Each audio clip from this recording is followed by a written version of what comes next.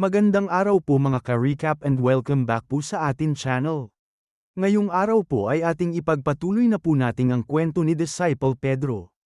May bagong misteryosong transfer student nga na nagpakilala sa buong klase ng volunteer class.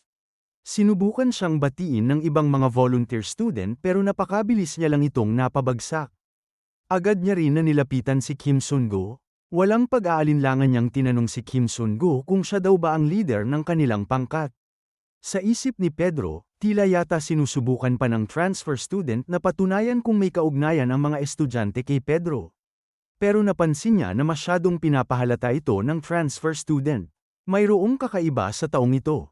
May tattoo ang mga mukha nito na nakasulat na Trinity. Imposible na hindi mo daw siya makikilala. Tugma sa paglalarawan ni Kageo kay Matthias. May mga hindi komportableng braces din ito sa kanyang mga ngipin.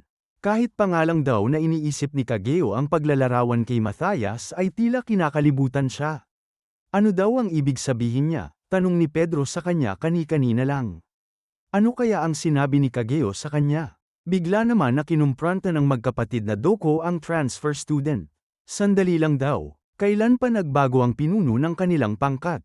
Mukhang hindi daw siya nagmula sa honor orphanage. Saan daw siya galing at bakit mukhang wala siyang alam sa kalakaran sa loob ng klaseng ito? Sinabi ng transfer student na mula siya sa Glory at kilala niya silang dalawa. D-rank, rank 333 Hang Doko at D-rank, rank 334 na J Doko. Mula sa mga insidente sa Honor Hospital, Ghost Cruise, and sa Death Island. Natawa si Hang Doko dahil hindi naman daw pala niya sinabi na isa siyang malaking fan. Bakit daw hindi pala siya dumiretso kaagad sa kanila? Nahihiya daw ba siya? Pero biglang sinabi ng transfer student na mga pabigat at swerte lang daw sila dahil nakaligtas sila. Tila natahimik ang dalawang magkapatid sa sinabi ng transfer student. Pero walang ano-ano'y bigla nila itong inatake. Kung ganito daw ang asal niya ay mamatay daw siya dito ngayon din. Pero bago pa man nila matuloy ito ay agad na may mabilis na humila sa kanilang dalawa. Ito ay walang iba kung hindi si Yuna. Huwag daw silang makipaglaban. Bitawan daw sila ni Yuna. Tuturuan pa daw nila ng leksyon ang transfer student. Pero sinabi ni Yuna na tanghalian na kaya kailangan na nilang umalis. Sa isip ni Yuna ay may kakaiba sa transfer student na ito. Hindi sila dapat makialam sa kanya. Alam niya na ito rin ang iniisip ni Kim Sun-go sa pagkakataon na ito. Pero biglang nagtaka si Yuna. Bakit daw biglang tumayo si Sun-go? Ano daw ito? Makikipaglaban daw ba siya? Tumayo nga si Sun-go at tiningnan ng transfer student. Sinabi ni Kim Sun-go sa kanya na tama ang sinabi niya. Sa isip ng transfer student ay tama nga siya. Hindi daw siya nagkamali sa unang tingin niya. Pero biglang ngumiti si Kim Sun-go at sinabi na siya nga ang class representative ng volunteering club. Nagulat naman ang magkapatid na Doko dahil kailan pa daw siya naging class representative at pati ang totoong class rep ay nagtaka din. Sinabi ni Pedro kay Yuna na ipapasyal niya muna ang kanilang bagong kaklase. Lumabas na nga si Pedro at ang transfer student at nilaibat ito sa parte ng paaralan. Binalaan na mag-ingat sa parte na ito dahil nandito ang mga nakakatakot na mga third-year teachers. Pagdaan nga nila ay agad silang pinagalitan ng isang teacher dahil wala sa ayos ang uniforme ng transfer student. Dapat daw ay tinuturuan ng leksyon ang mga katulad nila. Dinala rin siya ni Kim Sun-go sa banyo na kung saan ay nandoon ang magkapatid na Doko na umiihi. Nagulat sila nang biglang pumasok ang dalawa.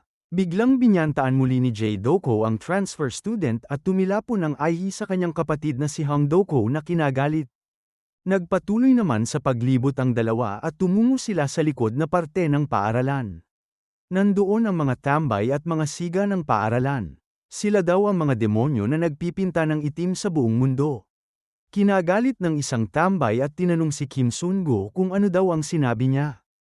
Hindi na nila ito pinansin at pumunta na sila sa auditorium. Pumasok sila dito at pinaliwanag ni Kim Sun-go na dito ginagawa ang mga play at iba-ibang palabas pang theatrical. Pero bigla siyang pinatigil ng transfer student.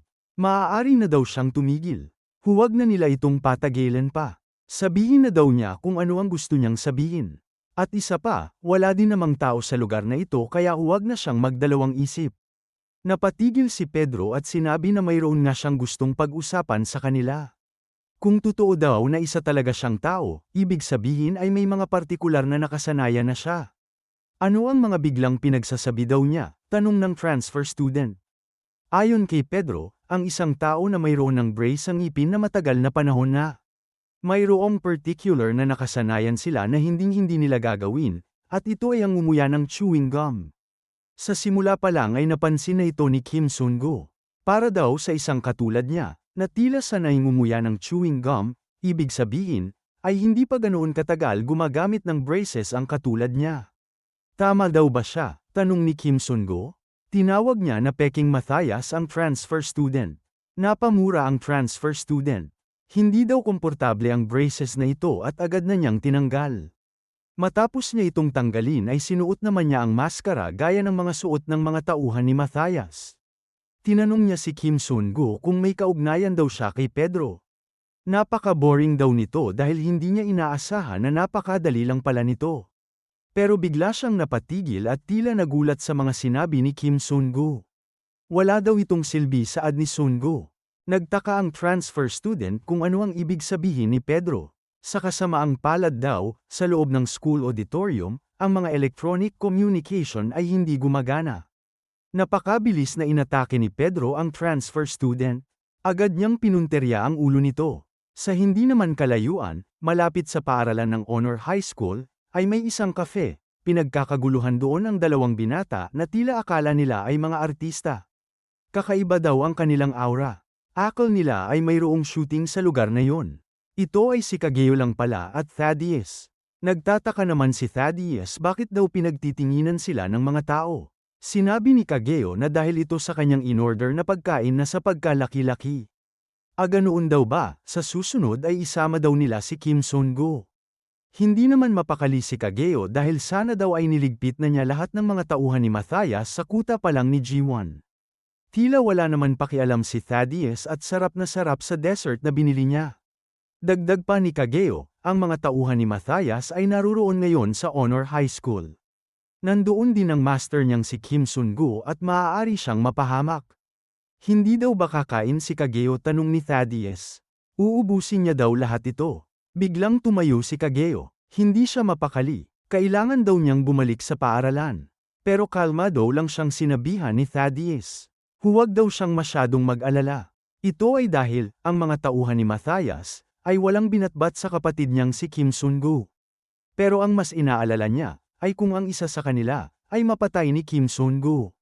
Kapag nangyari ito, malalaman ni Matthias kaagad ang nangyari.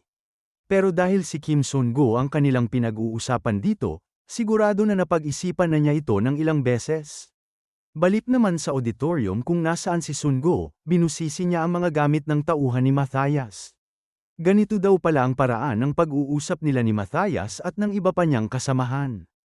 Kung ganoon ay hindi magtatagal ay mapapansin ni Matthias na ang isa niyang tauhan ay nawawala na.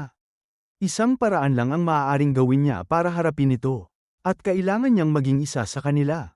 Kailangan niyang matutunan kung paano ginagamit ang maskarang ito. Balik ulit sa cafe kung nasaan si Thaddeus at Kageo, patuloy silang pinagkakaguluhan ng mga tao. Patuloy naman ang pag-uusap ng dalawa.